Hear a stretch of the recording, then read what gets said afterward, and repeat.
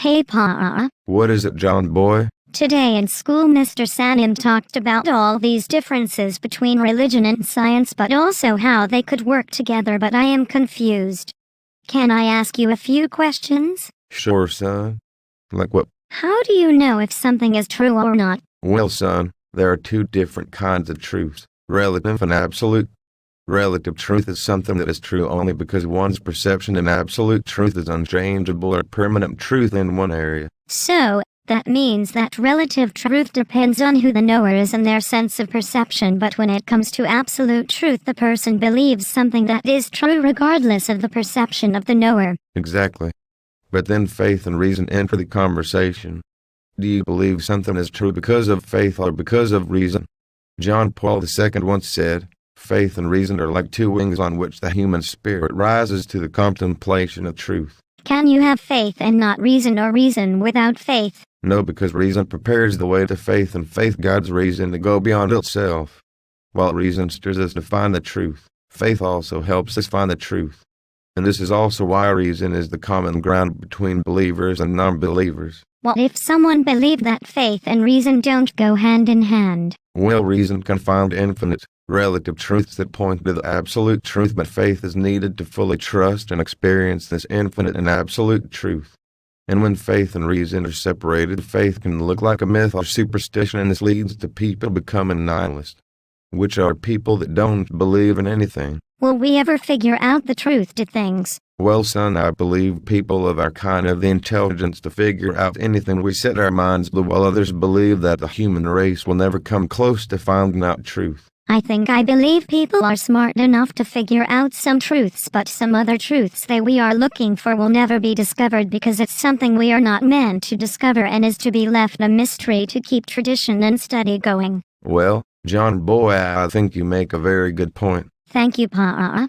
Now, how do we know that the earth was made by God and not something else, and if it was God, how did he do it? Well, son, there are two main Genesis stories that we have heard about.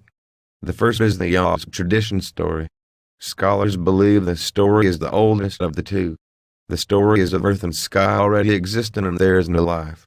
God creates life from the muddy clay and calls him Adam. God then creates the animals from the clay, and Adam names the animals.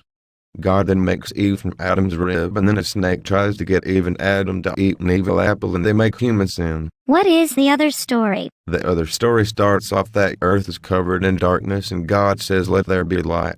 Then he continues to make water. Plants grow from dry land, and then that water makes creatures, and God then has the idea to make human. He makes human for them to multiply and add more human to the earth, and then God rests. Well, Pa, which story is true? Well, son, both stories are not meant to be taken literally but symbolically.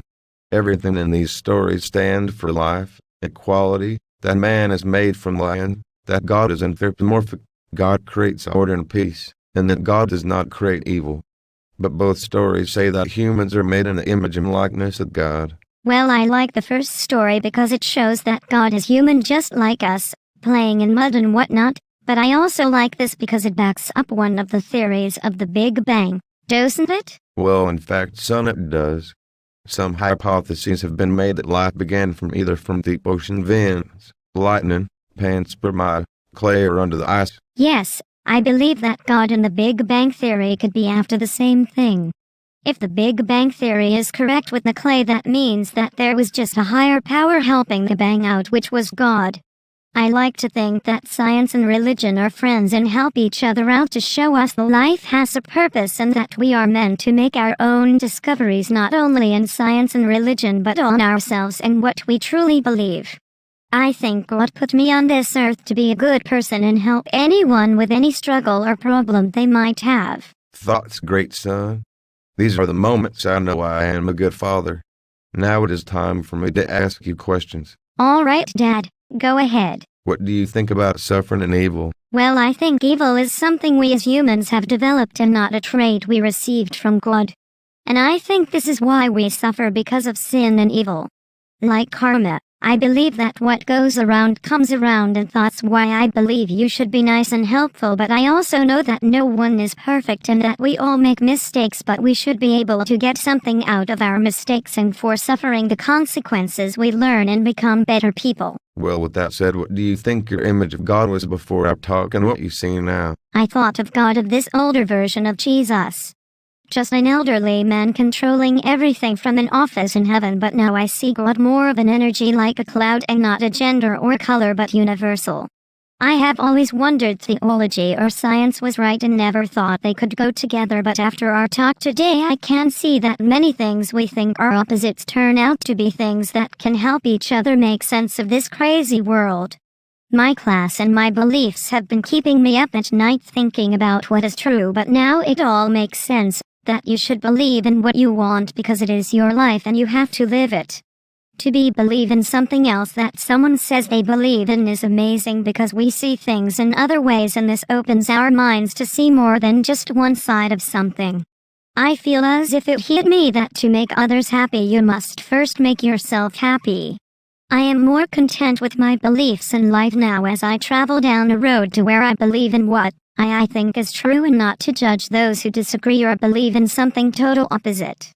I think God put people on this earth to believe different things because He wants us to learn different things, because if you think about it, if we all believed in the same thing, this world would be so boring and plain. We would not have diversity or controversy, and without those two things life wouldn't be life, it would just be nothing. Well, I believe you've answered and helped yourself through your confusion. Now let's go feed the horses. Betsy's looking a little hungry. All right, Pa. Thanks, you're the best.